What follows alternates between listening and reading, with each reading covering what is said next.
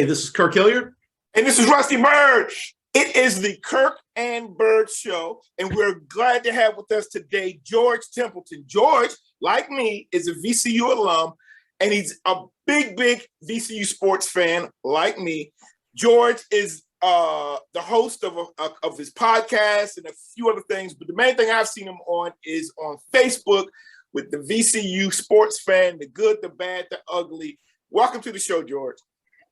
Thanks for having me on, Kirk and Rusty. It's great to be with you guys. George, I just got to tell you. So hold on. We started this show about a year and a half ago, and I claim to be. I love where I went to school. I love our program, but you do what I love, and that is you have a true passion for VCU basketball. Like, bruh, I see it when you're talking. And so I was like, we got to get this dude on, man, because you have and everybody that logs in, that chimes in, knows it. So let me just start off with this. Kirk, again, another one of these episodes where it's the Rusty Bird Show because I got somebody from one of my schools. But starting out, George, tell us about your site and what it's about. All right. The group is called VCU Sports, Good, the Bad, the Ugly. It used to be just VCU basketball. And it started because, like probably everybody in that group, and maybe yourself included, there was a very big VCU fans page that we all were on. Thousands of people were on it. And I don't know what possessed me to start, just doing little hits about what's going on in the game during the games, but I would do that. And then I got negative on a few players, and that really made some people mad. Yeah. And I said, all right, I'll just back away, get off of it, fine, whatever. And this guy, Todd St. Pierre, said, that didn't like that I did that, and basically said, hey, let's have a page where we can kind of say what we want, and we'll warn people that, sometimes we're going to get feisty and frustrated and whatever, and that's the way it is. And so VCU Good and the Bad and the Ugly, VCU basketball in this case, Good and the Bad and the Ugly, was born. Because I was just gonna say, okay, I'll just keep my comments to my own page with my own friends, and they can read it, and that's fine, whatever. And so that's how the page was born. Is that it was during the first road season is what I remember. It might have been a different season, but I think it was the first road season where things really went. When they were pretty good up until the end of January, and in February they just went right in the toilet. Went right. They were 6-3 in the conference, and then I think they won about 2 conference games the rest of the season. They just spiraled down, and they weren't playing good. And I was getting frustrated like everybody else, and I was saying, hey, certain players are doing things that I thought were wrong and causing the team problem. And there were people on that page that were related to some of those players, and boy, they didn't like that. So yeah. So what happens is it's let's stay positive. Don't say anything bad. What are you doing? And you're just trying to get, express yourself how you feel, and you're not hating on anybody, but it's just like, okay, some stuff may be feelings, but some are just facts, and you're not going to like some of the facts I kick. And I also went to the University of Virginia, and so I'm a part of some of their fan pages. But I'm also a huge, like Kirk went to Virginia Tech. My favorite football team is Virginia Tech football, and during those Fuentes years, bruh, you gotta vent sometimes. So when you came up with the Good, the Bad, and the Ugly, I was like, okay, I'm feeling this. And what I like what you did was basketball, because that's our big sport, but we've also got an outstanding baseball team. Track and field has been great, tennis over the years, and golf. So I'm glad you expanded it so throughout the year we can cover all that. But let's get into this season. Kirk, you want to kick us off? Yeah. So George, the Good, the Bad, and Ugly page that you're talking about is Facebook. Is that correct? That is Facebook. Yeah. Okay. VCU Good, the Bad, and the Ugly. We have a few questions that you need to answer. Yep. We've made one exception, but for the most part, if you're related to a player, we don't want you on there because, again, we're not going to censor ourselves just to not make you happy. We have one exception. We made one exception on that, and other than that, we've never had a real relative player. So George, kind of the ground rules for how we do things on this show. Because once you put something out, if you put a video up or a tweet up, it can end your career. And by the way, this is not a career for us, but it could affect our career. So high school players, we do not criticize high school players, right? We may say this team didn't play well. They didn't stop the run game. Now, college, because of the big money in college and NIL and those things, it's a little bit different. But I don't like to say people suck. They're terrible, bum. I saw a guy talking about a Virginia Tech player, and his dad would live in the dorm beside me when we were 18 or 19. So for the folks that are watching this with VCU basketball fans, couple of things. Please subscribe to us on YouTube. You can also find the audio of this podcast all over the place.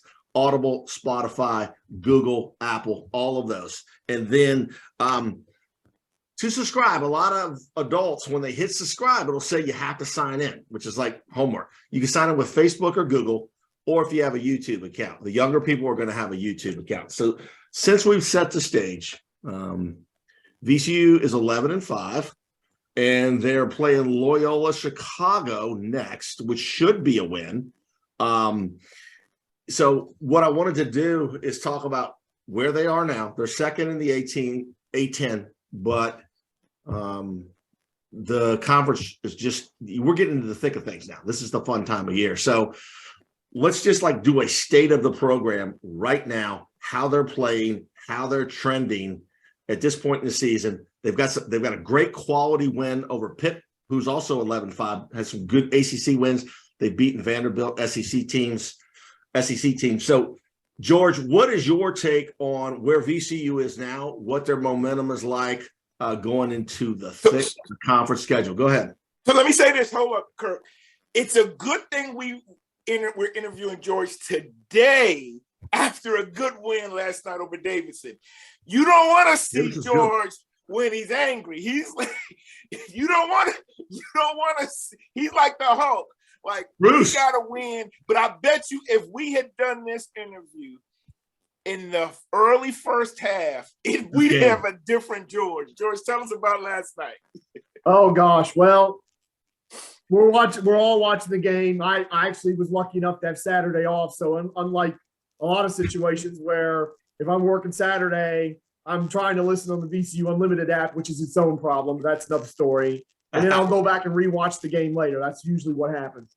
So I'm watching that game, and they fall behind 10-0, and it looks exactly like Wednesday looked against Duquesne, which was terrible. Oh, all right. For those that don't know, we were playing Davidson. We're playing Davidson. We're 10-0 down, 0 for 4 from the field, not playing good defense. Menenga's going to work. Sam Menenga's going to work on us big time. And it's just, he's sitting there going, because Wednesday was so terrible. I know they only lost by 9, but Wednesday was really bad. It was embarrassing. I mean, when your former player runs down to court and throws the ball after the backboard and dunks on you and drops 26 on you like Trey Clark did, yeah, it don't get much slower than that.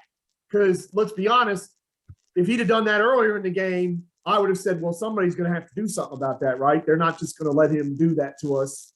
Because I don't care that he's a former player and I have a lot of respect for him. And again, if it had been against anybody else, I'd have been thrilled if he had a game like that because he was a good player when he's at VCU. You got to put the body on somebody when they do that. So you come into Saturday against Davidson hoping for a reaction, and you see the same thing, and you're like, Jesus, what are we doing here? What's going to happen? Because I'm thinking, the season is threatening to spin out of control the way this is going. Because you lose this game. Got a bunch of road games coming up, and that's the other thing. You say Loyola Chicago should be a win. They've got 0 true road wins this year. They've only won 1 game away from the Siegel Center. It's a neutral site. I know. So and they got 3 of their next 4 on the road. So where are they at? They are what their record says they are. Yes, they're 2-1, but there are 6 teams at 2-1 in the A10. So they could be the second best team in the conference. They could easily be the 7th best team in the conference. They're outside. They're well outside the top 100 in the net. They're 123 in the net as of today. That's almost 60 spots worse than Dayton, who is our conference leader in the net and who's a conference leader in the standings. So it's kind of to be determined. The non-conference didn't go well. It turns out they probably got lucky to play Pittsburgh instead of Michigan. Michigan may turn it around, but Pittsburgh has shocked us all being 4-0 in the ACC. I certainly didn't have that on my bingo card. No, not at all. And probably a lot of other people didn't either at this point. Or excuse me, they're not 4-0 because they actually lost to Clemson yesterday, but they're 3-1, whatever it is. Nobody had them starting that well. So I don't know. I mean, some of the things they've done, I mean, they've been so good at scheduling that they're allowed to have a year where it doesn't work out. But I'll be honest, the fact that we don't play ODU anymore really makes me mad. I hate that. That was baloney. That is a rival. That game down there is all. I mean, when we play them at home, it's one thing, but I love playing that game down there because I know it's going to be a full house. I know it's going to be hostile. Those are the kind of games that get you ready for the conference season. And when you play only 2 true road games in your non-conference schedule, I got a real problem with that. Even if you're playing an exempt tournament, which they usually do every year now. And here's the other thing. They played 2 true road games. They didn't show up in either one. One game they couldn't score. The other game they couldn't stop anybody. And so, I'm not sure where we're at this point. I'd like to think that this is a team that's going to finish in the top 4, get the double bye, and have a chance to win the tournament. But I don't know that. And here's the other problem. You look at Mike Rhodes' tenure at VCU, he's got 1 postseason win away from the Siegel Center. That's it. 1. When they got to the final in the COVID year, they played the 2 games at the Siegel Center and then played that crazy game in Dayton when they shouldn't have. Mm-hmm. They got COVID as a result. Thanks, A10 Commissioner, that one. So I'm not sure. I would love to tell you and say I'm certain that this team's going to contend for the conference title. I'm not certain of that at all. And my frustration is the schedule didn't turn out nearly as like last year.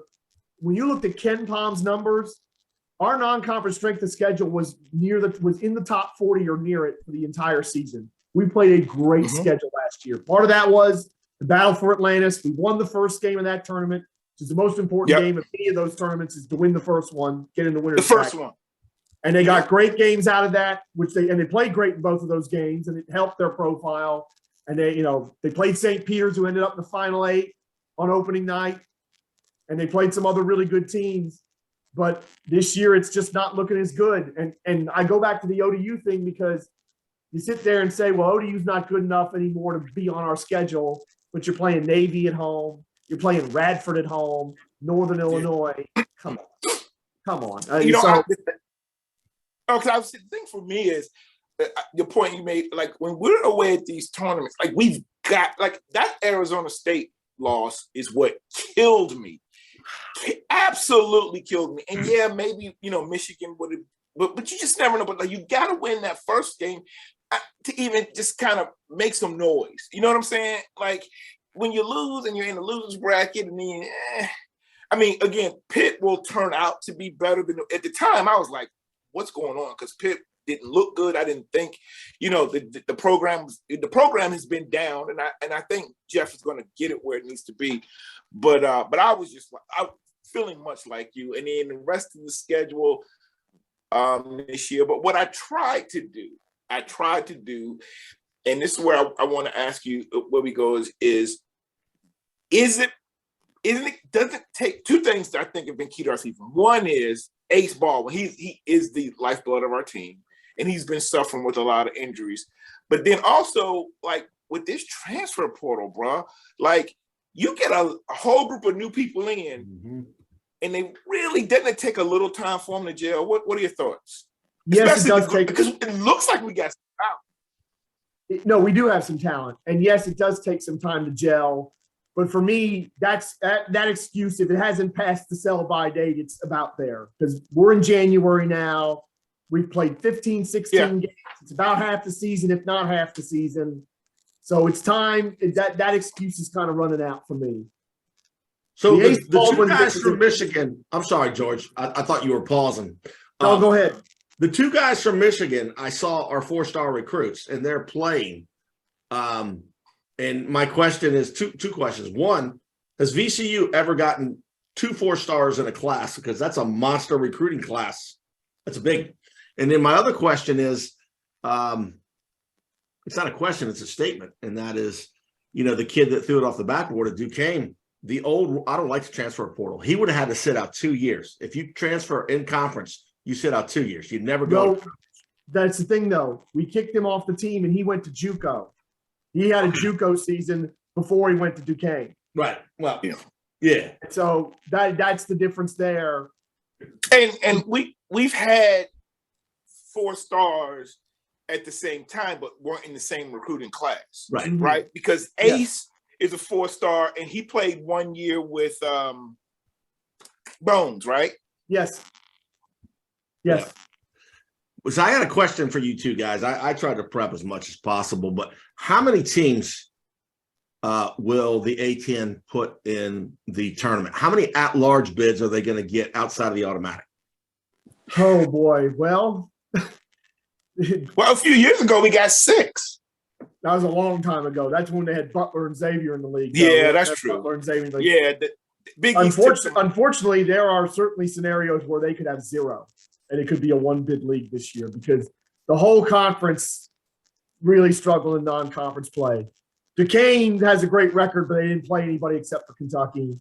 Kind of the same thing with Fordham. They had one really top-flight opponent. I was looking at the net, getting ready for this game. The only team in the conference that has a quad 1 win is St. Louis. That's it. And that is very unusual for the A10 at this point. Mm-hmm. And the problem is, with the way the net's set up, your only quad 1 win right now would be playing at Dayton because they're in the top 75. If you beat a top 75 team on the road, that's a quad 1 victory.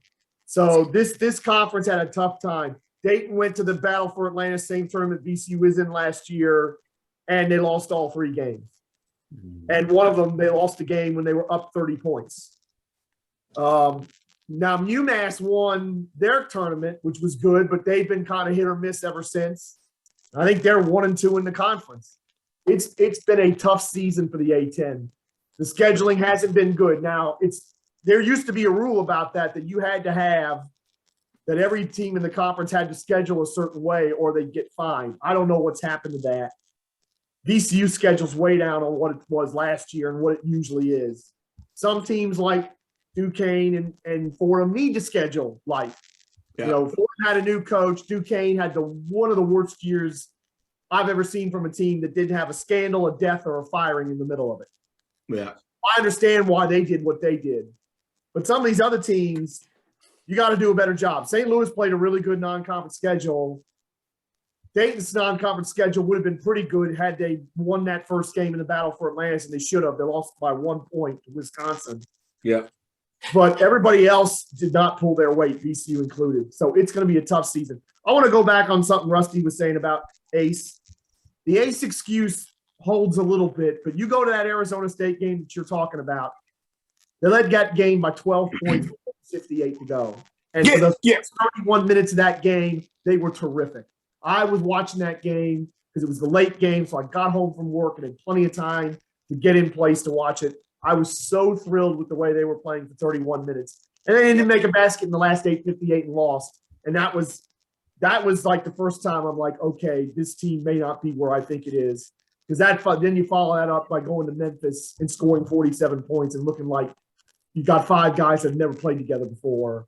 And that was really bad too. But the Duquesne one for me is the worst one just because of how badly they beat us for most of that game. But it's been a tough year for the A10. The A10's been a multi-bid league consistently, but it hasn't been a 3-bid league for a long time.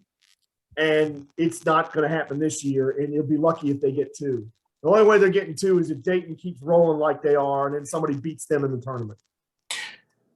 Well, part of the formula used to be when we were in the CAA is we know we don't have a strong conference schedule in the CAA, and we've done this a little bit since we've been in the A10, and that is you play teams that may not be big brand, big 5 or big 6 power teams, but you play the best team in some of the smaller conferences, right? Because they're going to probably win the regular season and win their championship and get in the tournament. So now you've got a lot of wins, excuse me, against teams that are lower level, but they're the best in those conferences, and that was a formula that worked for a while.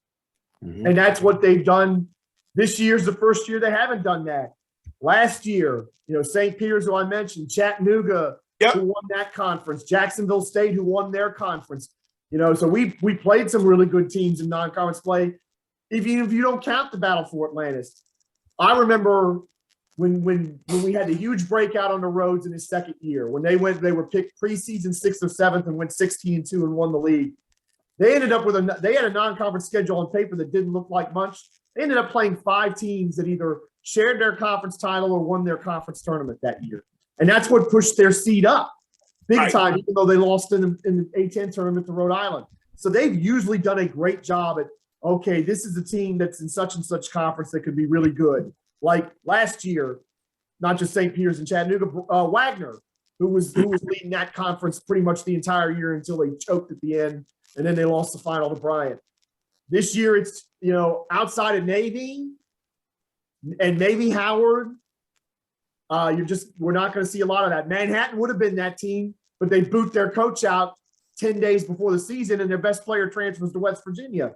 Yeah, I thought that Manhattan was going to be a good one. Well, they were going to be a good one until, I'd love to know why you boot a coach out 10 days before the season. That's without a major scandal, without something dropping that's so heinous that you had to get rid of him. So Manhattan would have been a good one potentially, but it's just sort of the way everything's broke against not just VCU, but the A-10 as a whole this year. So, George, I was going to ask you, for our non-VCU fans to watch us, what are VCU's strengths?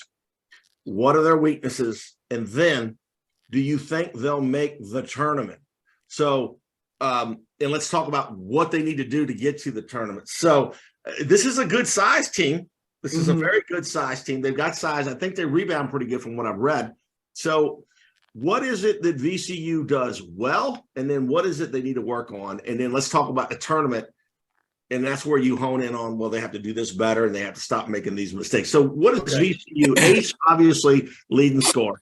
So what is it that needs to be, what are they doing well? What are they doing well? They're getting to the foul line. They are, although they're going to probably fall in the rankings again when I do VCU by the numbers on Wednesday this week. They have been, when I started tracking it, they were in the top 5 in the country for free throw attempts and made free throws. Now they've come down a little bit because they haven't had a lot of free throws these last few games, but they've been getting to the foul line consistently. They've been making a lot of them. Their percentage hasn't been great, but that's a long running thing with VCU, except for Bones Highland's second year here. I don't know. I can't remember the last time VCU had a good foul shooting team. It's been forever. Yeah, that's true. Certainly pre-Shaka. Certainly pre-Shaka is probably the last time they had a really good foul shooting team. It's been, and it's one of my biggest basketball bugaboos. So it's the thing that drives me batty the most, is because it doesn't take talent to be a good foul shooter. You just have to work at it, to be perfectly honest. So they do that well. What they don't do well is turnovers. They're one of the worst teams in the country for turnovers. They have leveled off a little bit, but a couple of weeks ago when I started tracking it, they were 338th in the country in turnovers. Last year, they were 300 something in turnovers. And the funny thing is, they were this terrible offensive team last year, everybody said, but when you actually looked at the numbers, they were actually a really good three-point shooting team last year. It's just that the reason that is that they didn't take a bunch of them. They took good ones. And that's what we saw. That's what we were seeing this year, is that except for the game against Davidson where they went absolutely crazy from the outside, when they haven't taken a lot of threes, they've done very well. It's when they take a lot of threes that they usually have a problem. This year, they at least against Davidson, they made an absolute ton of them. It was incredible. So one of the things that's usually good for them is defense. Last year, they were a top 5 team in the country in defensive efficiency, in three-point field goal percentage defense. They were in the top 10 in field goal percentage defense, and they were anywhere from the top 5 to the top 10 in scoring defense. They have fell off the map in all those categories this year. As I'm looking at it now, because I've got Ken Palm up, they are 52nd in defensive efficiency. And again, in a vacuum, that's not terrible. There's a lot of teams that would like to be 52nd, but when you were 5th last year, that's not great. Now, their offense has actually taken a huge jump as I look now, because it was in the 250s when I started tracking it this year. They're up to 206. So that's how good they were the other night on offense. But they've taken that kind of leap forward, but you're still in the 200s. So you need to be better defensively. What do you attribute that to? What do you attribute the defense to? Okay, 2 guys that left free of the transfer portal that we missed. Mikael Brown-Jones, who in the second half of the season, after a tough start to last year, actually really started to come on strong. And then bizarrely, and I think this is why he transferred, Mike Rhodes quit playing him in the postseason, which I didn't understand at all. Because there were a couple games in the second half of the season last year where he actually turned the game in our favor. Right. He would come off the bench, get a ton of rebounds, score a ton of points, play really well. And for some reason, we stopped playing him in postseason. I think that's honestly why he transferred. I don't know that for certain. That's just my opinion. Right. But the guy we really miss is Hassan Ward. Hassan Ward would be our center, and he was an absolute eraser. You know, we could take so many chances. Our guards, anybody could take a chance on the perimeter defending who they were defending because they knew Ward was back there. And a lot of the times he was going to alter the shot or reject it or whatever. We don't have that. Deloach is not that player yet. He's a good player. He's a solid defensive player, but he ain't Hassan Ward. And that's where we're really missing it big time with those 2 guys. Because, I mean, you just can't replace – it's very hard to replace a Hassan Ward who's, you know, again, was one of the block leaders in the country last year. Yeah, I think only Oshuni, who was at St. Bonaventure and also transferred, beat him in the A-10. And that's, again, when you look at the drop-off in defensive efficiency and the other defensive categories, it starts there. And, of course, Vince, of all the many things he was really good at and lauded for, the one he was probably the least lauded for was his defensive prowess, but he was a very good defender. On the perimeter, down on the block if somebody tried to post him, could defend bigger than him, could defend smaller than him. And we're struggling in that regard. We're really struggling in that regard. Ace is a really good defender, but a couple times this year, including Wednesday night against Duquesne, Ace has gotten his lunch money taken. And you don't expect that for a guy who's preseason all defense, but it's happened. And I think these other guys, you know, none starting to come up defensively. I thought his defensive effort the other night on Foster Loyer was fantastic. So maybe he's gonna be that real defensive anchor that we need, but we don't have it in the front line. Johns is not that player. Deloach is not that player yet. Toby could be. He could be that player because of his unbelievable athleticism, but he's not that player yet. And it shows. It absolutely shows in their defensive situation right now, and they have got to get better at that if they're going to beat the Daytons and the St. Louis's, some of these other teams. In terms of the tournament, I can't see a scenario where they get that large. I mean, they'd have to go 15-3 or better in the conference and then get to the conference tournament final. So to me, it's the tournament or bust, and that doesn't leave me hopeful because, again, Mike Rhodes hasn't shown that he can do well in the conference tournament. He's got 1 appearance in the final, and they got to play 2 games at home for that in the COVID year. So until I see it from his coach teams, I mean, and losing to Richmond in that tournament last year in Washington, you got all the fans there because it's a 2-hour drive. That hurt, man. Oh God. So what will that after previously just beating them? If they go 15-3, what will that put them going into postseason play? Extrapolate that. How many wins? All right. If they're 15-3, because they're what? They're 11-5 now, and they're 2-1. So that means 26 and what? No, it'd be they would leave them. We would be getting to the tournament at 23-7. 23-7. Getting to the tournament with. How far do you have to get in the conference tournament to get an at-large? You have to get the final because again, the A-10's conference performance is not great. You know, if they're going 15-3, then that means maybe they're beating Dayton on the road, so they do get a quad 1 win out of that. Maybe, excuse me, if we cross our fingers and toes and Pittsburgh gets to the top 50, that'd be 2 quad 1 wins. But honestly, they're going to look at that non-conference schedule. They're not going to think much of it. Now, the Ace Baldwin excuse, the fact that he was out injured, the committee is required to take that into account.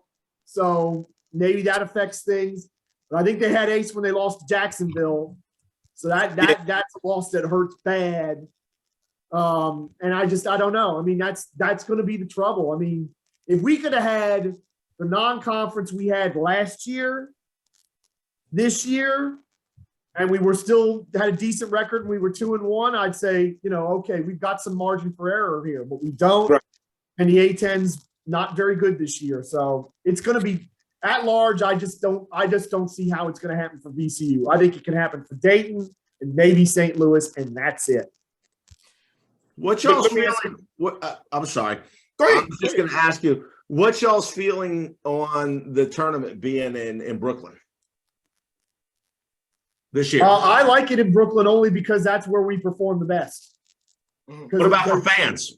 Well, for fans, I mean, it's a pretty short flight. It's a train ride up, and we get up there. We've had plenty of people up there, so that's not a problem. I like it just because we actually play well in Brooklyn. Like in Washington, we've had the tournament twice, and we haven't even made it to the semifinals either time. Right. So you'd think Washington would be great because you'd think, oh, gosh, it's 2 hours away. And we had loads of people at that arena last year. And we just and to just what the bet against Richmond. Right. Well, the other thing about in Brooklyn, Spike Lee is a big VCU fan. Spike will show up with VCU on. He jumped on the bandwagon in 2011 when we went to the Final Four, and it seems like he's continued to follow us. So that's kind of neat whenever we're in Brooklyn. Let me ask you this, George. So to me, we did look like we kind of sacrificed defense to improve our three-point shooting. And last night they lit it up from out there. But would you rather have the defense and not the three-point shooting? Or because sometimes that three-point shooting is just not going to come if you just don't have the shooters. We look like we picked up the shooters. Do you think the defense can eventually gel and do some good stuff? Because Mike Rhodes was a part of Havoc. Like, he helped start Havoc. I do think the defense can get better, but it's got to be better playing as a team on defense. And to me, the biggest criticism I've had of this team all year, especially in their losses, is they just look like five individuals who just showed up and decided to play together. On offense, on defense, in these games that they've lost, that's what they've looked like. Because, again, you can have five really good defenders, but if you don't play as a team, which means you rotate when you're supposed to.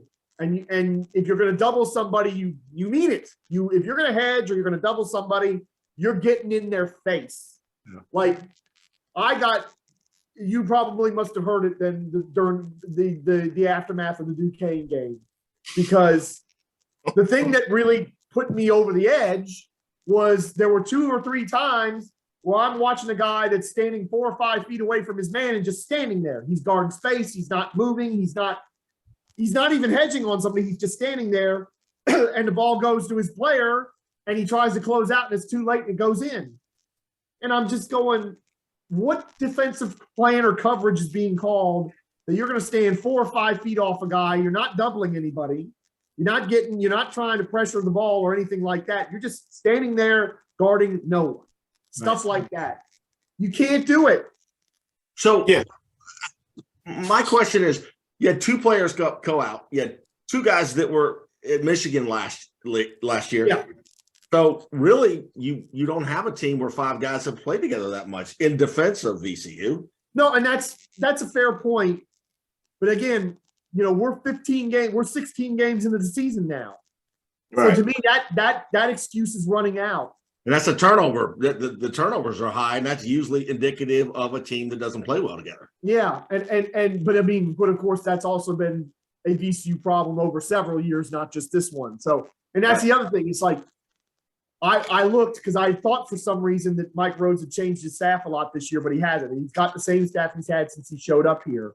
Yeah. And my criticism is really for them because the same problems keep coming up. Turnovers is a problem on a regular basis. Mm-hmm. Not using your timeouts well is a problem on a regular basis. struggling on offense, going through these long stretches where they don't make a basket for several minutes at a time, regular, daily, all the time thing.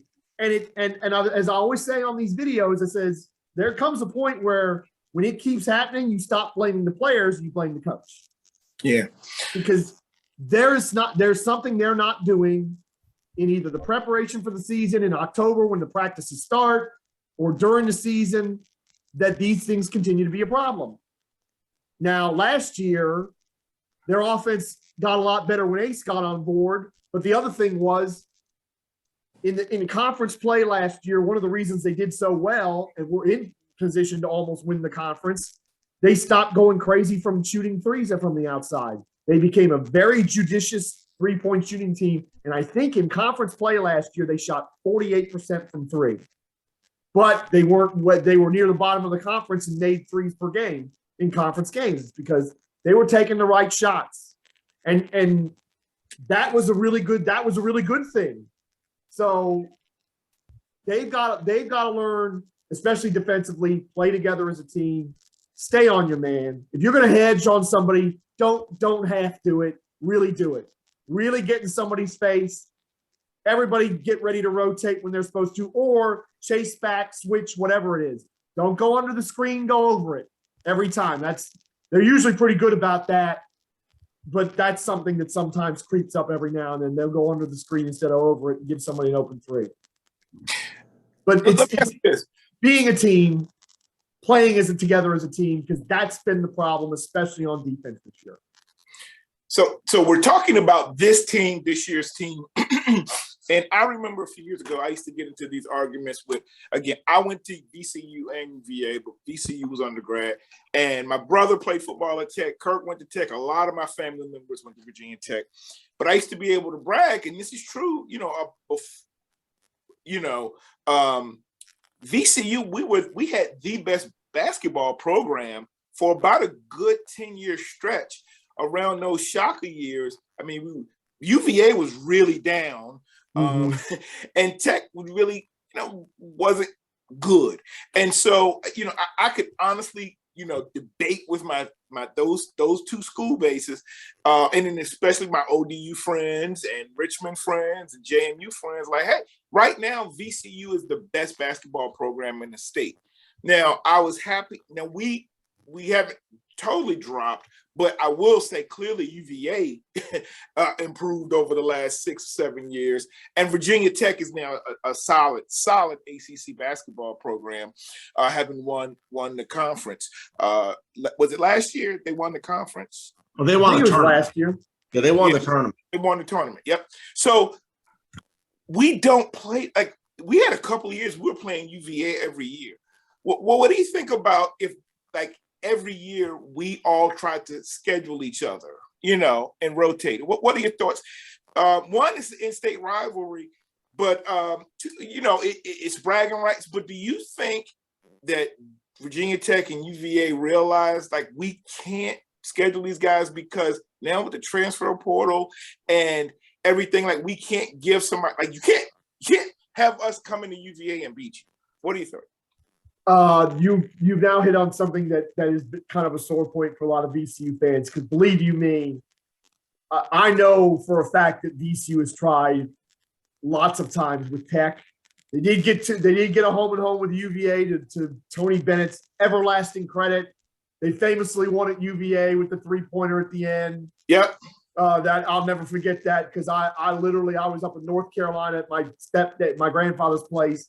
And I did about 4 laps around the living room, like screaming my head off. I was so excited when they won that. And then we played them at home. They played us at the Siegel Center, and they did a number on us. But at least Tony Bennett's done it twice. Tech never does it, and it drives me crazy. Tech should be playing, especially when they're good, but they should be playing ODU, Richmond, VCU. They should be, because a lot of times Tech's problem, and Kirk, I think, will know this very well, is that their non-conference scheduling, certainly under Seth, was terrible. It's improved a little bit under Mike Young, but they've come up light in the non-conference schedule a bunch, and I think it would benefit them. But the problem is they don't want to be seen as losing to VCU. And I think the reason UVA hasn't played us since then is that I think Tony Bennett took some heat for losing that game at home to VCU. And I think they don't want the heat on them if they lose to VCU. And I really think that's what it is. Because me personally, it drives me crazy that we play these guaranteed games at home against the Northern Illinois and the Jacksonvilles and the teams like that. I would much rather play JMU, Radford, ODU, William and Mary, all them teams that used to be in the conference with us. I'd much rather play UVA or Tech, even if we have to go there every year. I'd love to go to Blacksburg. I'd love to see them go to Blacksburg. George, you're a little younger than us. You're about 10 years younger than us. But VCU was in the Metro Conference with Virginia Tech for a couple of years. No, I do remember that. Okay. I'm young, but I do remember that. And with the Metro at that time, you had Louisville, you had Virginia Tech, Memphis.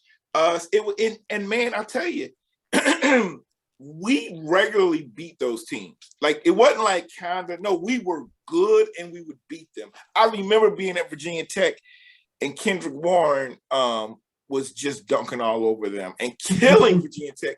And even now, if you look like Tech is still, it's in the ACC, it's a good program.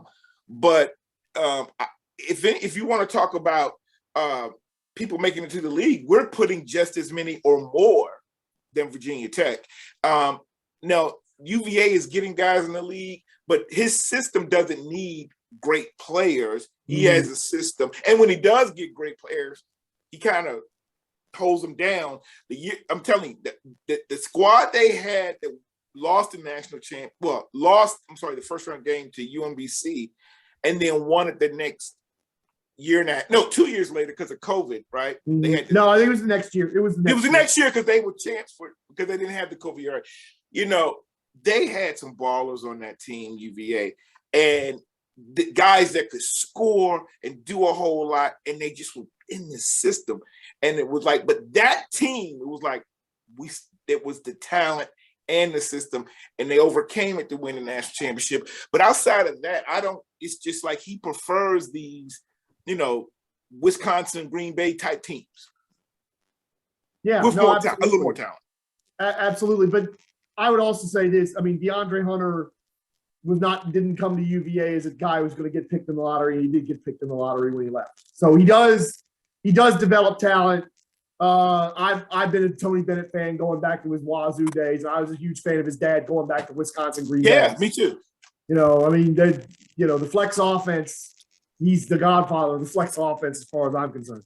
So, but yeah, I'm frustrated, Kirk, that we don't play in-state games because those are the games that not just excite the hardcore fans, that'll get the casuals in there.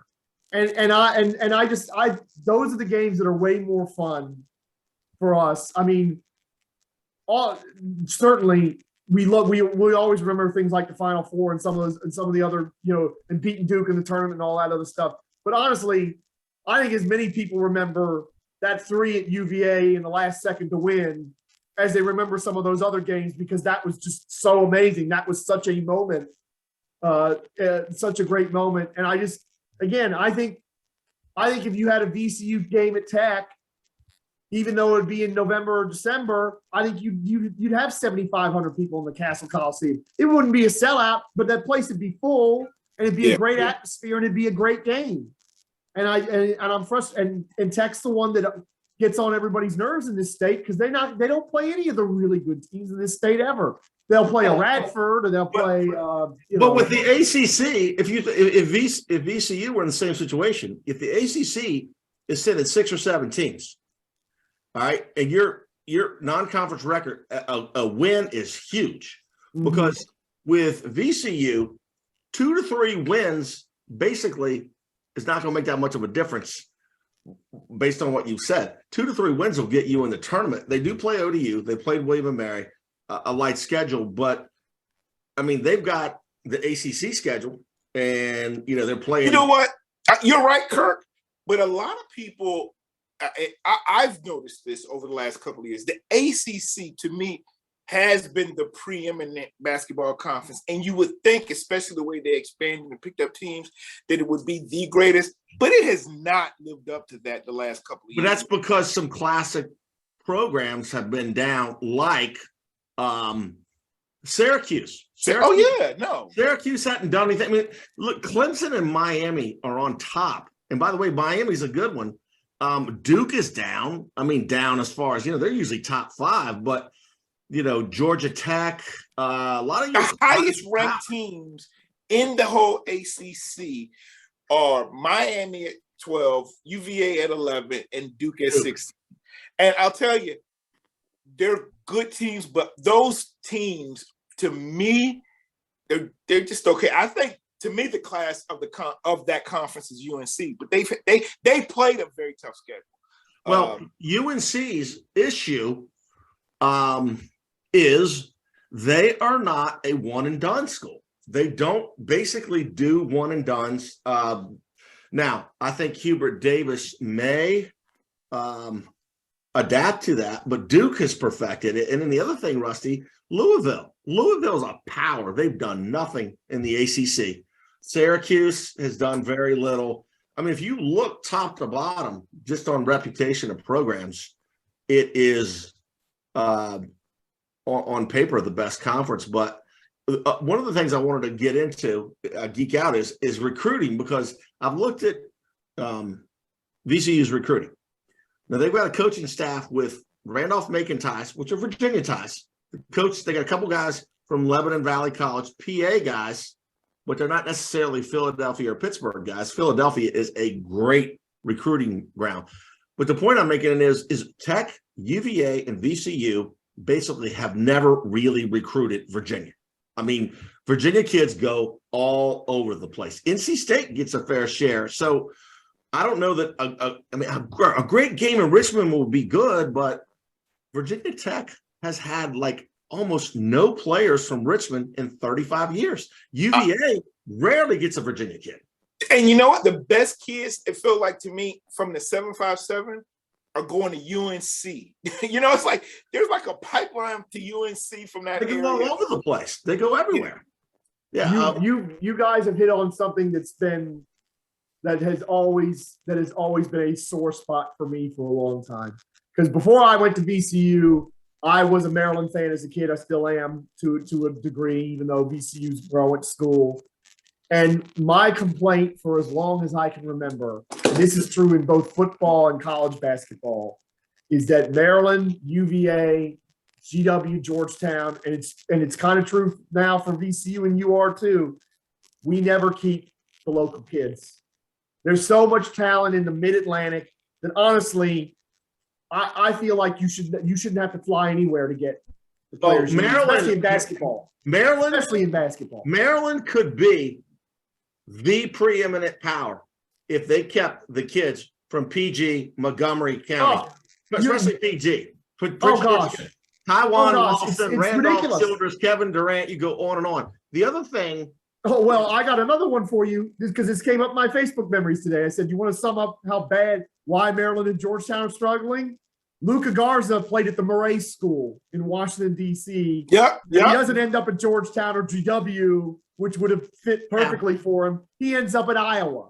Yeah. And he's nearly the national player of the year. Keith Bogan went to Kentucky. Joe Forte went to North Carolina. You go on for hours. But VCU looks like, they're all over the place. And I just wonder, if that's ever going to change, because the portal is the minor leagues for college basketball and football. If you start doing great at a mid-tier conference, you're going to transfer.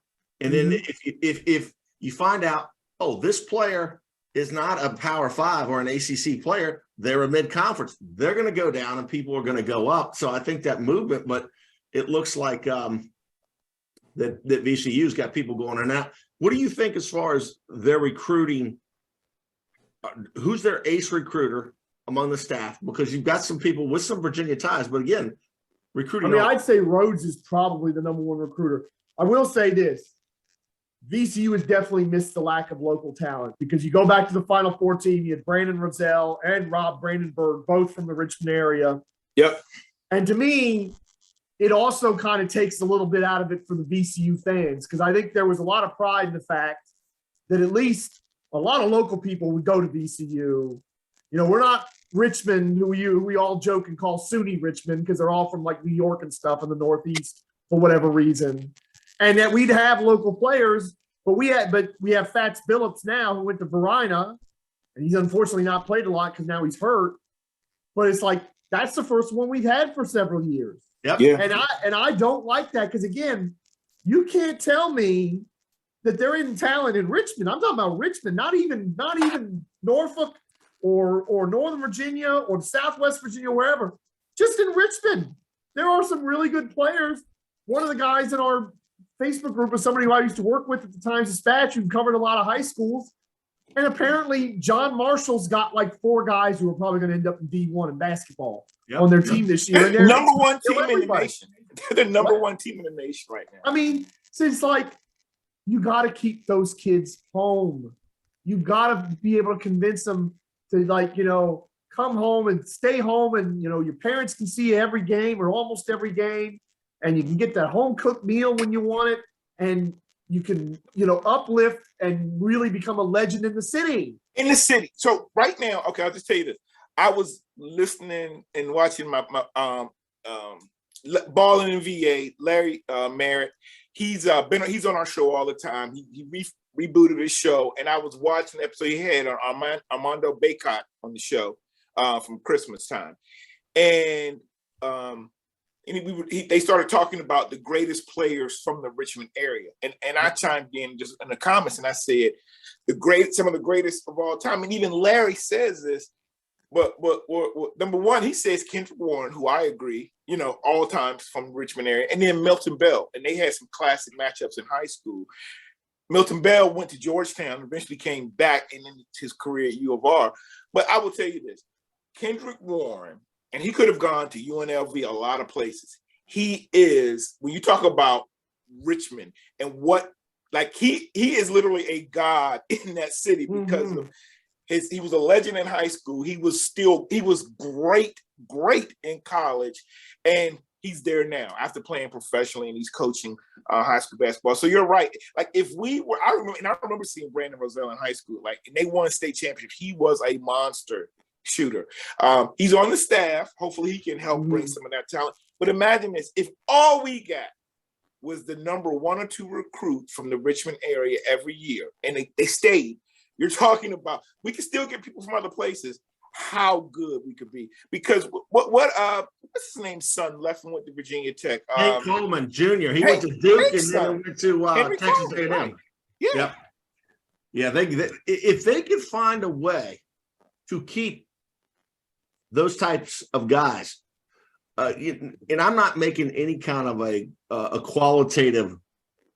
I don't know Richmond's coaching staff that well, but I will tell you that a Randolph-Macon coach who's from Lebanon Valley College and not from Philadelphia, that's a tough one because he's got ties in Virginia, but nobody else has been able to do it. I mean, you take Randolph-Macon and VCU together, he's been in Central Virginia except for the 2 years at Rice.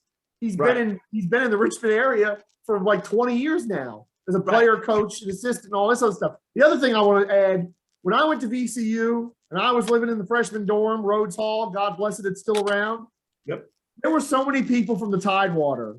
So many of my friends who are still my friends, thank God for Facebook in that regard too, that I met then from the Tidewater. So it's like if we could just take the 64 corridor from Richmond, Virginia to Norfolk, Hampton, and Virginia Beach and get that basketball talent, we could beat everybody's brains in at VCU. That's right. And I would love that because again, I live in Florida, yes, but I'm a proud son of the Commonwealth. That'll never change. When I'm in Virginia, I'm home. When I'm in Northern Virginia and I go visit my family up there, I'm home. When I go to Richmond, which I haven't done for a long time, I feel like I'm home. And I would love to have more and more local talent because it's crazy to me that we're sitting there, that VCU's in the very center, the heart of the state capital, and you go 2 hours in any direction, and you are going to find top-end elite basketball talent, male and female, by the way, not just guys, girls too. Now, I think VCU really come up in Virginia in the last 10, 15 years. I think that all of the schools should do a better job of recruiting the DC metro area because it's Yes. unbelievable talent. You know, you take New York, Chicago, LA, Baltimore, Philadelphia, DC is unbelievable. And there's some players out of this area that you may not be thinking of. There was a lottery pick, a guy from Cumberland, Maryland, that went to WVU. He was a lottery pick.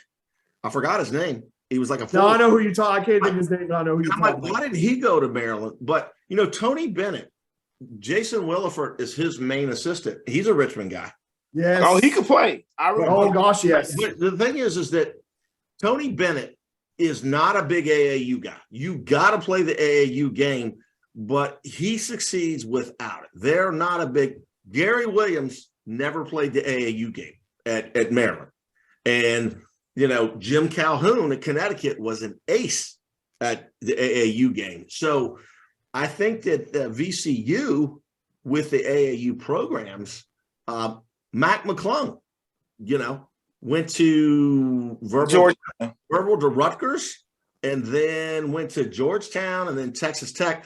But, you know, I just wonder where he was on the recruiting boards. And that's why I was asking about the staffs.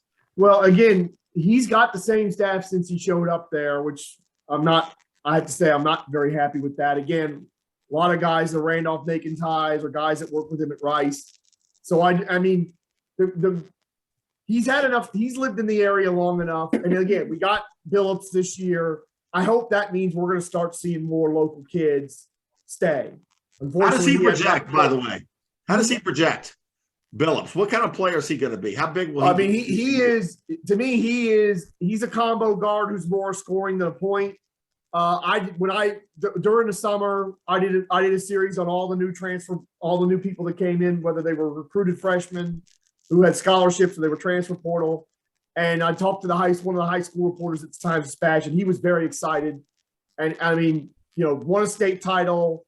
To me, he's a guy who can handle the ball, but he's going to be your scorer. And the last time he actually got in the game, you know, a few games back, he actually came in, hit a three, looked good, only played 5 minutes. We were all kind of frustrated. And apparently he's got an injury now because we've been asking it in our fan group. We've been asking it for 2 or 3 games. Where's Fats? Why isn't he playing? And somebody took a picture the other night and he had some kind of a cast on his hand. Then that might be why he's not playing. I just, you know, I'd like the coach to say that. So it would be like, okay, we know you're just not playing him. But Fats is somebody that can be a big time scorer. But of course, it's crowded in that backcourt right now because you got Nunn, you got Jackson, you got Ace. Hopefully, Fats sticks with it and he's a major contributor next year, or maybe even later this year once he gets healthy. Yeah. Well, look, George. We could do this all day, but we do what you've just done is you've passed the Kirkenberg test. Anybody that goes over and we're pushing an hour, that means you're good. You're very, very good. So that means you're invited back, and we're going to have you on. Hopefully, been on an hour. Yeah, but that's how good he is when you're going like that, and we didn't even realize it. So look, let's do this. I still want to profile because we got to get this profile on the record, so people, when you come on, we can say, hey, go back and look at episode 164, whatever it is, and you can see how he got here. So George, let's do this real quick, bro. All right, tell us a little bit about. Where are you from? Where'd you grow up? Your time at VCU, and how did you become this VCU basketball fan or sports fan? So, but where are you? You're in Florida now, but where did you grow up? I was born in Northern Virginia, Fairfax County. Lived there as a kid. We moved to Florida when I was young. That was an upsetting thing. And believe me, when I lived in Florida as a kid, I prayed every day that somehow I'd end up back in Virginia. And it happened in 1995. Were you in Sarasota? Where were you? I was in Sarasota. Okay. I was in Sarasota as a kid. And then in 1995, circumstances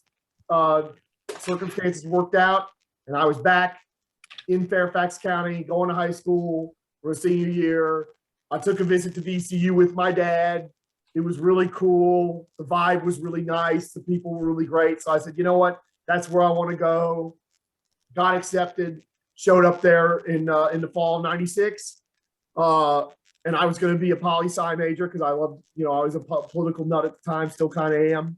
And then one of my friends on the floor, on the 9th floor, God love it, he was part of the newspaper and he saw me at every basketball game when I was a freshman. He's like, you want to come write sports for the newspaper? I said, sure, why not? Yeah. And I ended up changing my major to news editorial, or journalism, as maybe it's called now, as news editorial.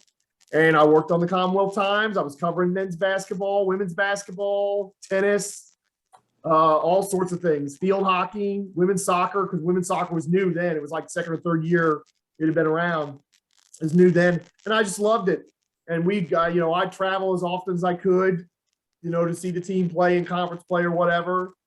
And people thought it was kind of weird at first. I don't know if they were used to that from people at Commonwealth Times, but I was in the athletic communications office all the time when it was at Franklin Street. I would be up there bothering them all the time about this, that, or the other. I had a really great, I think tennis was probably the most fun thing I covered, because I actually played it as a kid. So I really knew the game and really loved it, and got along with Paul Costin. And we were good. Yeah, we were really, the year they made the NCAA final, I'll never forget it, because I covered that team, and it was after the school year was over, but I was doing summer school at VCU, and I'll never forget it. I'm sitting there following it on the computer, and the two guys, and it's 3-2, and VCU's down in the semifinal, and the two guys for Tennessee, they quit because of the heat exhaustion, because it was that bad. It was like 1,000 degrees, and wherever the heck they were playing that tournament that year. And VCU got to the national final. It was unbelievable. Yeah. Anderson and Frank Moser and a bunch of other these European kids who came over were really good. And so I enjoyed covering VCU sports and that kind of thing. And I like basketball, always have. So I cheered for VCU. And I think the thing that the only chance that I really got to be a fan, other than being a freshman year, was after I'd finished at VCU, and then I was just working at the school paper. And so I got to see them start to climb out of the hole under Mac McCarthy.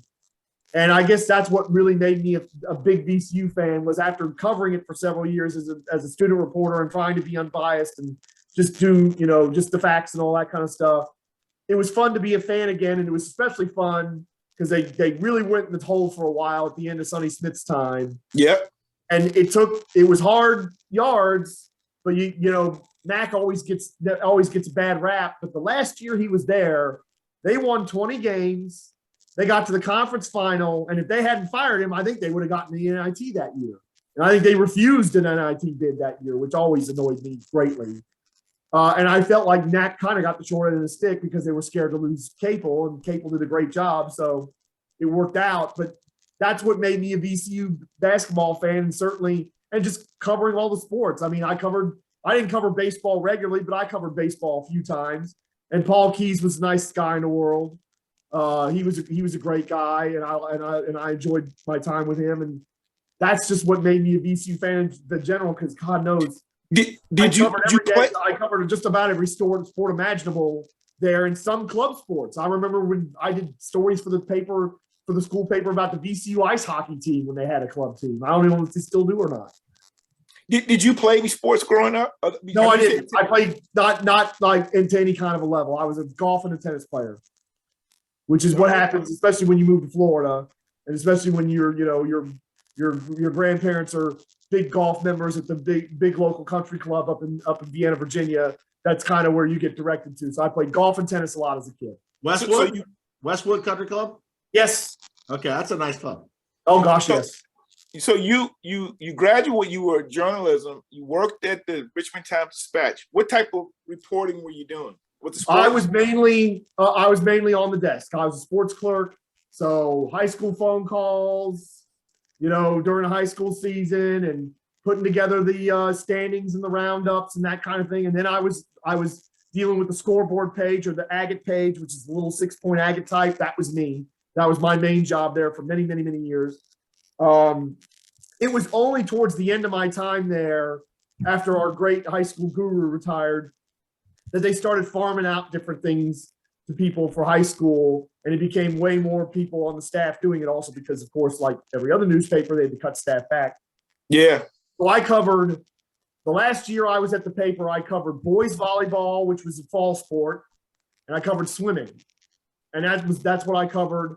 And I really enjoyed that. I did to do every now and then, like the Xterra, which is this weird kind of like off-road marathon type thing. I got to cover that a couple times. I did a lot of stringing assignments. So if something was out of town, they'd call the paper and say, hey, we need somebody. So like one of those fun things I ever got to do was I got to cover Bethune-Cookman in the MEAC tournament when the MEAC tournament was in Richmond. And that was a blast. And it was also very good money for not a lot of work. So I really enjoyed that. I really enjoyed that. What do you do now down in Florida? Are you still in journalism?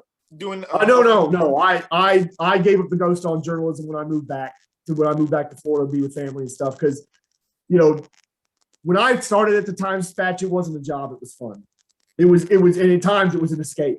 Right. But as staff got cut back, as things got worse, as we became less and less of a paper in terms of the deadlines, and now the deadlines compared to what they were when I started are just, I can't even believe that they still put out a paper, to be honest.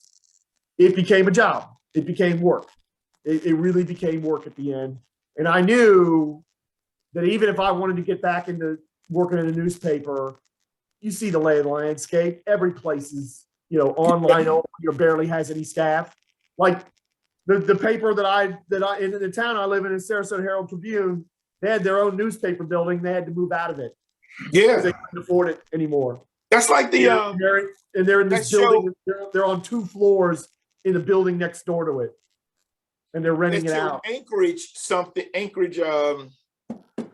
with the lady from $1 Million Baby is up. The Alaska Daily. Yeah, I like that show. I watch. Me that too. show. I do too. That's a good show. But it's like the newspaper business. I mean, I would love to go back if it could be like it was when I started in the Times-Dispatch. If it could be like the first few years when I was there. Now, I mean, look, they don't even cover the NASCAR races anymore except for Richmond, and they barely cover that. Well, and when I was there, when I started, they covered every NASCAR race. But that's where we are now. That's why shows like ours exist, because, like I've said this on our show, like we know pro sports, we know college, but and we really do want to focus our show on Virginia, Northern Virginia, 804, 757, high school and college, because I remember being an athlete and couldn't wait to see my name in the paper or to see me go get interviewed, or profiled in the paper. And nobody does that anymore. So we're filling that gap. You can't, the thing is you can't get a scoop anymore. I mean, Rusty, I was up late on a Sunday night on Twitter. All right. I saw a tweet. Don't ask me why I was up at about 1:30 or 2 in the morning. And it said, my son is a football player at UVA and he just got shot.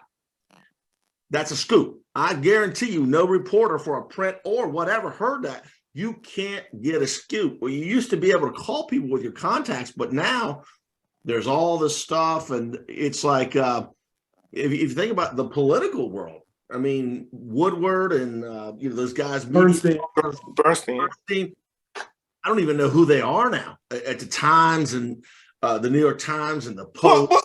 The Washington Post, like the Will Bonds, Tony Kornheiser, they're Dan Le Batard. Different media. Yes.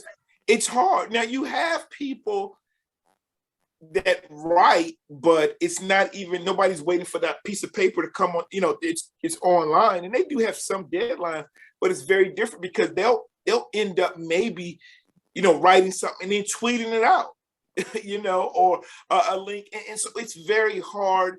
And then, like you said, you've got, if it's on a bigger level, it's the ESPNs, it's Yahoo Sports and CBS Sports, but the local stuff, it's being barely covered, or if it is covered, it's like Inside Nova we have here with David Fawcett, and it's just an online paper, but even then it's one dude that runs the whole sports department. Man, growing up in Virginia, Doug Dowdy and Bill Brill at the Roanoke Times. Doug Dowdy did the Roanoke top 25 football rankings, and that was a Bible. He also did the Super Prep rankings, which is Tom Lemming's original. And I talked to him one time on the phone. He just took a phone call from me. This was like in the 90s, and he was the same guy, but the Roanoke Times and the Super Prep were always different. And he wrote both of them, and he said, I just did it for variability. But they used to have a recruiting special that came out, I believe, on Christmas. And it was just all this information, like who the top 5 was, who hosted them on their visit. You couldn't get any of this information. And if a kid goes on a basketball or a football visit now, you know where he went to dinner, you know who his host was, you know when he left, so you can't get that scoop anymore. And I think, you know, that's what's changed is everybody has a media outlet, and they're also shackled by this is non-regulated. We can say anything that we want pretty much, you know, that is a criminal.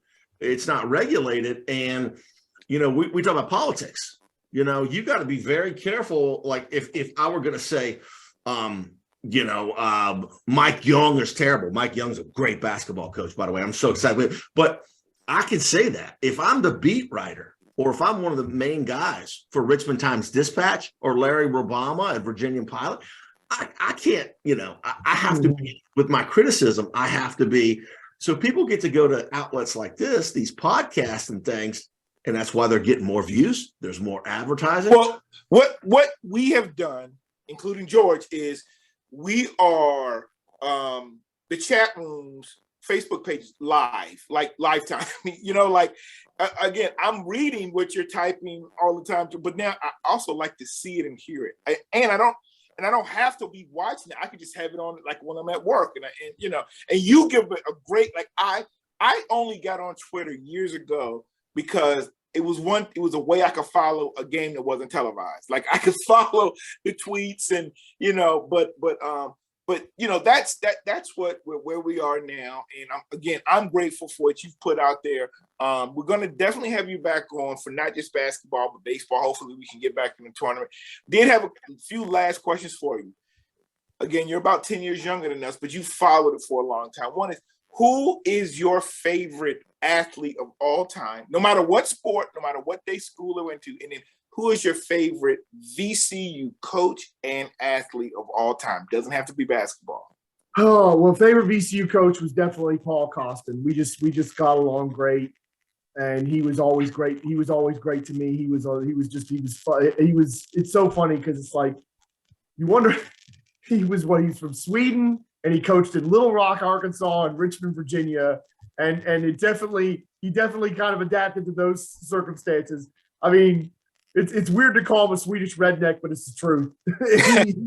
he really. I mean, he was a lot of fun. He's somebody that I wish I could see in Richmond. Whenever the next time I ever go back to Richmond, I would love to see him because we had a blast. It was fun because he knew I liked tennis. And he knew I watched it a lot because I do. At least in those days, I watched it all the time. You know, whenever the majors would come on, I'd watch it. So we would talk, of course, about the tennis team, but we'd also talk about what was going on the tour with whoever. So Paul Costin was definitely my favorite coach to deal with. He was really great. Oh, my favorite VCU athlete. That's a tough one because golly, we've had a lot of really great athletes that I got to deal with. Oh gosh. I mean, that's the thing, because it's like I don't want to just say one because there were so many ones that really did something. I mean, we had some great women's tennis players when I was there who were fantastic. Daniel Anderson, who, you know, again, led VCU to the final and the team. And I want to say he got to either the quarters or the semis of the individual one of the years that he was playing for VCU. He was fantastic. We had a great long distance track runner by the name of Maria Elena Calais. Who was a fantastic long distance track runner. I want to say qualified for an NCAA meet in one of the long events, either 15 or 5,000. I couldn't remember. And I'm forgetting so many other people. You know, Jesse Pellet Rosa made the game-winning foul shot when we won one of the years we won the CA tournament, and I was there for that. And I was there for that as a fan. That was really great. To see us win that tournament. So he'd be up there. Eric Maynard would have to be up there because we shot against Duke. And the fact that he basically won the CA final that year because we were going to lose that game to Mason. They outplayed us. And Eric Maynard basically said, we're not losing this game. And he won the game basically by himself in the last 2 minutes. That's on YouTube. That's the other thing. If you're a VCU fan, you can find the last 3-4 minutes of the game against Mason on YouTube. And then the last few minutes of that game against Duke. And that's peak. So those are probably all my favorites. But it's like I just can't pick one because in covering so many sports and getting that access and seeing what the athletes put themselves through and all that, you know, we had so many great ones, and even during the time that I was covering it. So I really appreciate that. My favorite athlete ever is probably Darryl Green. being a Yeah. growing up fan. Where did you go? Where did you graduate from high school? What? Where did you go to high school? I finished my high school up at Centerville High School in Northern Virginia, which was a Okay. relatively new high school when I was there. It's not new now, obviously, and it's been since there's been more new high schools in that area, like everywhere else. Yeah, Kirk's in Leesburg. I'm in Woodbridge. So very familiar. I referee high school basketball, and I've been in every gym a million times. All right, so we want to go out. So, Joe, I love your opinions. I love everything you're saying. Again, we got to wrap this up, but I do want to ask you some outside of sports. If you were given now after taxes $5 billion, what would George Templeton do with that $5 billion? He would go to all the international sporting events he's ever wanted to go to. That's a great answer. That's one of the best answers we ever had. All of them. I mean, we're talking about. I would have. If I had $5 billion, I would have been at the World Cup this year. World Cup. I would have been at the World Cup too, man. The tennis tournaments, the golf tournaments, the tennis tournaments, the golf tournaments, the World Series, the Super Bowl. I love Aussie rules football, so I would go down there for a couple months to experience that. All the cycling, because I've enjoyed that too. I'd go to all the grand tours, the one in Italy, Spain, and France. I'd go to all those. I'd go to the FA Cup final. I'd go see the Premier League games over in England and go to the lower leagues too.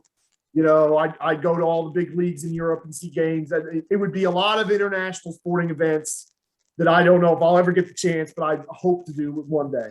So with $5 billion, that fixes a lot of problems as far as logistics. Where would your primary residence be? Well, I see. That's the thing. I would probably keep it just for tax reasons in Florida. But I would spend a good chunk of my time in Virginia, obviously, because family, friends, both Richmond and Northern Virginia, and then in the mountains in North Carolina, because that's where my grandparents would always spend their summers. They'd get the heck out of Florida about Memorial Day, and they'd stay until it got cold the first time and come back. Where in North Carolina? Oh, in the summer there, it's absolutely magnificent, and the fall too. Because I don't mind the cold weather. Where in North Carolina? Boone, North Carolina, where Appalachian State is. I would say that's out of state. I was going to ask you if it was going to be in that part of Carolina. That's Grandfather Mountain for skiing. Yep. Yeah, Grandfather Mountain's right down the road. Oh gosh, I love Boone. Love Boone. That's loads of my family are up there. That's where when we had our family reunions regularly. That's where we'd have it. That secret is out, man. All the people. No, I know the New Yorkers North Carolina to buy. That secret is out. In 10 years, it's not going to be cheap anymore. So the New Yorkers are everywhere. New Yorkers have places all over. They all come down in the summer. DC Metro too is moving to Asheville and Boone and all those. Yeah. Yes. All right. Well, you have anything else, Kirk? Real quick, let's not go. Will VCU have football ever? No, and they shouldn't. Why? Worst idea ever, because as long as Title IX counts football, you're gonna crush all your other male sports. Because remember, Title IX says you got to have as many scholarships for women as you do. But it pays for all those scholarships. It pays for all those Title IX scholarships. Yeah, but again, if it was up to me, football would be exempted because it does usually pay for the rest of the athletic department, but it's not. So unless you're going to go non-scholarship FCS, which is Davidson and Butler and San Diego and a bunch of other schools in what's called the Pioneer League, they're all non-scholarship FCS. Unless you're going to do that, you can't have football because you can hardly have any of the other sports. Because, I mean, you're talking at the FCS level, it's, I think, 75 or 80 scholarships. 65. 65. So you got to find 65 extra scholarships for women. That's a lot of money. That's a lot of sports you're going to have to come with. Or you're going to have to be cutting back men's sports, which I don't want to do that because, again, we're really good at baseball. We're really good at golf. We've been really good at tennis, and we've got some pretty good women's sports too. We've been good at women's soccer. We've been good at men's soccer. I don't want to cut those sports. And college football is ruining college athletics. So I'm glad VCU doesn't have football. Well, maybe, but I would say this. George Mason and VCU are absolutely phenomenal at raising money. I mean, they are phenomenal at raising money. VCU gets all those checks written for that Massey Cancer Center, and they just had a $104 million gift for liver disease or something, and that can go into, I think, athletics. But I think if ODU does it, I think there might be a chance. I mean, it's a great location, great transfer. ODU had a lot of women's sports, and they were very good in a lot of women's sports. But you know, and I think ODU, on balance, it's been good for them because they're in the Sun Belt now, which is a good league for a lot of their other sports other than football. But look, their women's basketball program hasn't been nearly as good since they had football back, and that was a flagship program for that school. Mm-hmm. And I would like to see them be good again because that was one of the coolest things about going to VCU in the early days was they would play ODU and you were looking literally at the best player, some of the best players in the country. You knew you were looking at a team that could win a national championship. Yep. It was something to watch them, and it was something to see when they had the Richmond Rage in the ABL and that women's league that was around in the late 90s and see their players come watch ODU. That was something too. Yeah. No, you're right. You're right. Yeah, I agree with you. I would like to see, not necessarily an FBS, but a good FCS team that could compete against Richmond and William and Mary. And you're right, though, it would hurt some of our teams.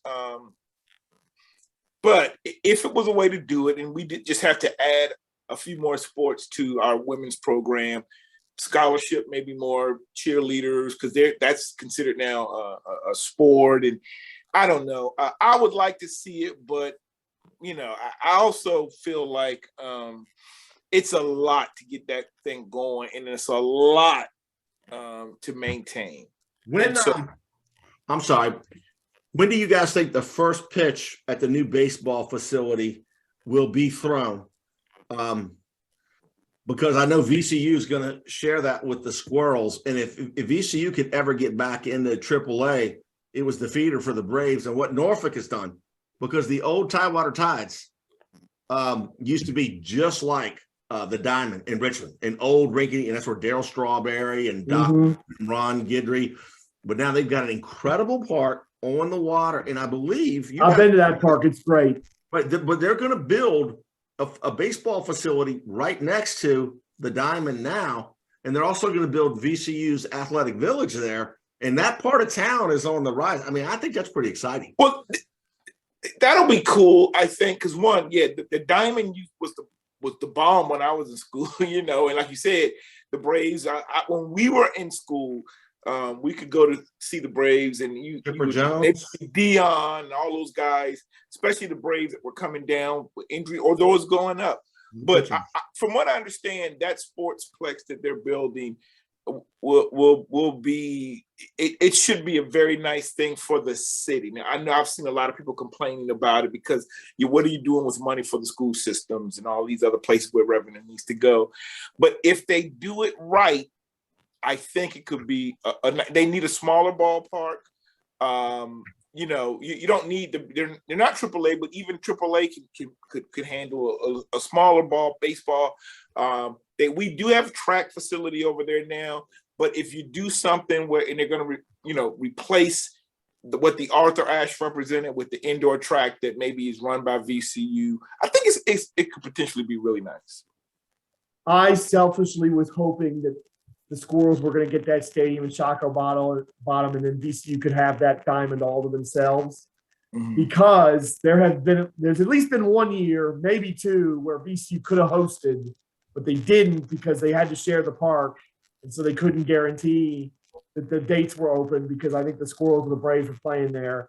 I desperately wanted VCU to have their own park because they've been good enough and been close to good enough to host one of the regionals.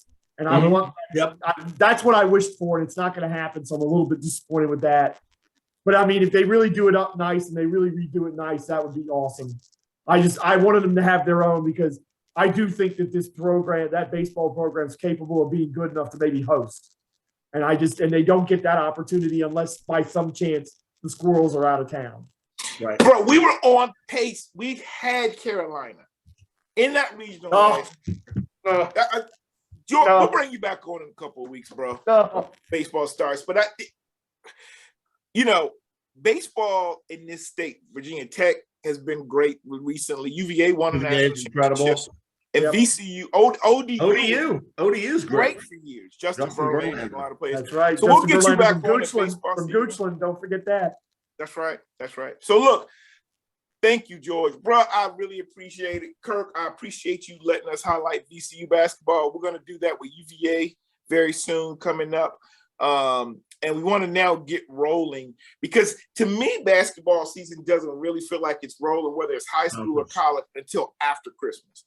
And it's plenty, not just us, but ESPN has acknowledged, like football is king in this country. So we rode football for what very long money. All right. So thanks again, George. Man, you over satisfied. I know our viewers and me. So I just want to thank you again for being on. We'll get you back on, especially over the next couple of weeks with the A10 tournament and the tournament. You know your stuff. So even if VCU doesn't advance, we will have you back on. But thanks again, bro. You do a great job. And I appreciate it. I appreciate y'all having me on. This has been great. Well, before we close, and I know we're getting ready to close, but I just want to say this. For people watching, if you want to see us do something regular, like we'll cut, this is more like a profile, but if you want to see us spend 25 minutes each week on VCU basketball, tell us what you liked about this. Tell us what you didn't like about this. If you know people that should be on here, it doesn't always have to be a former VCU player. People like listening to people that really get into VCU basketball because there's not that many people outside of the local press covering it. And tell us what you agree with, don't agree with. If you use foul language. Hold on, everybody. This is your chance to scream back at George, okay? You do it on Facebook, but do it on this video. And then we need this. Do it for us, but do it for George. Click and subscribe. George, I listened to not just the Facebook version, but what can you promote your audio only version? Yeah. Rams Rewind is on. Rams Rewind is on Podbean mainly, but I think it's on all the other platforms as well. Now, George, one thing, we find out that a ton of our guests that actually come on the show are not subscribed. So it takes 2 seconds. Subscribe. We'll do it. I will do it. 100%. Make sure you subscribe. And I'm asking you to follow George, not just doing basketball, because I love that you can give the good, the bad, the ugly, or what I think George is doing is the truth. And that's what we need more of in sports media. Thank you, George, for joining us.